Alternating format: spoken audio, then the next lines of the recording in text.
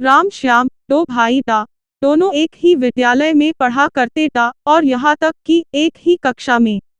किंतु राम पढ़ने में होनहार था, वहीं उसका भाई श्याम पढ़ने ऐसा ही बचता था और न पढ़ने के देरों बहाने ढूंढता था।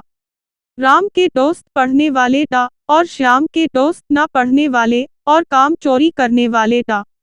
राम अपने भाई श्याम को उन दोस्तों ऐसा ही बचने के लिए कहा करता, मगर श्याम यूं डांट लगा देता और कहता, अपने काम ऐसा ही काम रखा करो। श्याम के दोस्त घर ऐसा ही स्कूल जाने के लिए निकलते और रास्ते में कहीं और चले जाते। कभी पार्क में बैठते, कभी जाकर कहीं खाना पीना करते और कभी फिल्म देखा करते था। श्याम भी उनकी संगति में आ गया और वह भी धीरे धीरे स्कूल जाने ऐसा ही बचता रहता।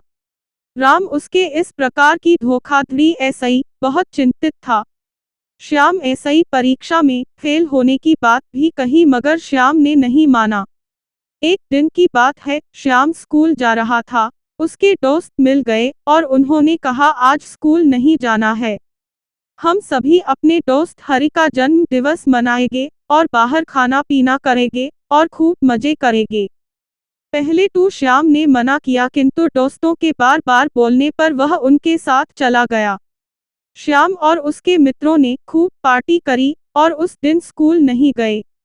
इस प्रकार का काम वह और उसके दोस्त निरंतर करते। राम ने इस बार भी और बार की तरह प्रथम स्थान प्राप्त किया। श्याम अपने घर मार्कशीट लेकर गया, जिस पर उसके माता पिता ने देखा और बहुत उदास हुए। उन्हें उदासी हुई कि एक मेरा बेटा इतना अच्छा पढ़ने में है और दूसरा इतना नालायक। श्याम किसी भी विषय में पास नहीं हो पाया। श्याम के माता पिता को बहुत दुखी हुई। उन्होंने किसी ऐसा ही कुछ नहीं कहा, मगर अंदर ही अंदर वह बहुत दुखी होते रहे। उन्होंने सोचा कि अब मैं दूसरे लोगों को क्या बताऊंगा कि मेरा बेटा एक भी विषय में पास नहीं हो पाया। इस प्रकार मान पिताजी को श्याम ने बहुत चिंतित वह दुखी देखा, जिस पर यूस भी दुख हुआ। श्याम ने अपने माँ बाप को भरोसा दिलाया कि मैं अगली परीक्षा में सफल होकर दिखाएगा। श्याम ने अपने उन सब दोस्तों को छोड़ दिया जिन्होंने उसकी सफलता में उसका मार्ग रोका था। उन सभी छल और कपट करने वाले दोस्तों को छोड़कर अपनी पढ़ाई में ध्यान लगाया।